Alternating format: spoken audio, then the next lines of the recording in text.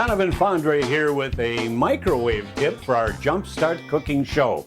Now, one of my favorite side dishes for Thanksgiving and Christmas, actually I love them all year long, and that is cranberries. Now, when I was a kid living up north in Wisconsin, we always had canned cranberries, and they're delicious. I love them. But now that we're talking gourmet with a microwave, I like to do the raw cranberries, and I think they're a little bit better. Anyway, they're a little fancier on the table, and they show that you concern for your guests instead of just opening a can. Now, this is a bag of cranberries that used to be a pound. It is now 12 ounces. But the price hasn't gone down, and that's the way we make money in a changing economy. Place them in an appropriate sized dish. Don't make it too small because sometimes they'll boil up and then they spill over the sides. Now, I'm going to add less sugar than the recipe calls for. Normally they say 1 cup of sugar. But what I like to do is add like 3/4 of a cup of sugar and then taste it. So at that time I can adjust the sweetness according to my taste, and if anyone likes it sweeter, they can put more in there. All right, I'm going to add also either a fresh orange quartered and take the seeds out and then just put the peel and all, throw it in there. Or I'm going to use this candied orange peel, and it has a nice flavor and it permeates the entire dish here and it makes it just delicious.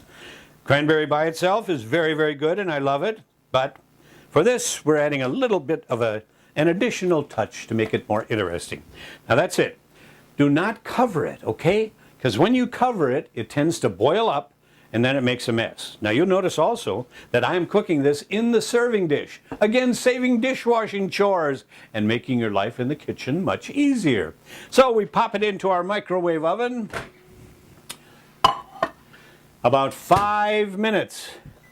Now compared to the instructions doing it on the stove, you put it in a pot, bring some water, a couple cups of water to a boil, add the cranberries, and then you cook it down. Now, you're watering it then. You're not getting the pure, concentrated flavor of those cranberries. With microwave, it is so pure and beautiful, and you're going to love it. 5 minutes, that's all there is to it. After that time, we'll stir it together. The berries will have burst. Well, you'll see that, because we're going to come back in just 5 minutes to show you the finished product. Well, it's just about time to reveal our cranberry sauce. So when the oven beeps, 14 seconds left, hey, I'm not going to wait for that. I'm in charge here, and I've got a beautiful audience watching. So remove the dish, and remember, it's been cooking in here, so the dish is hot.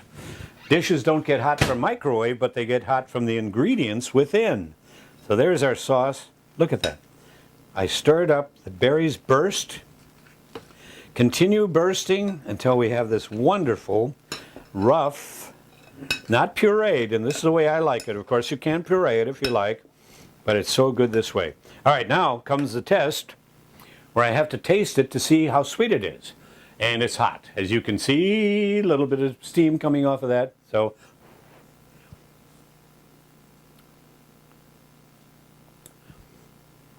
tart, but sweet and delicious. And in only 5 minutes. That's your JumpStart cooking tip for today.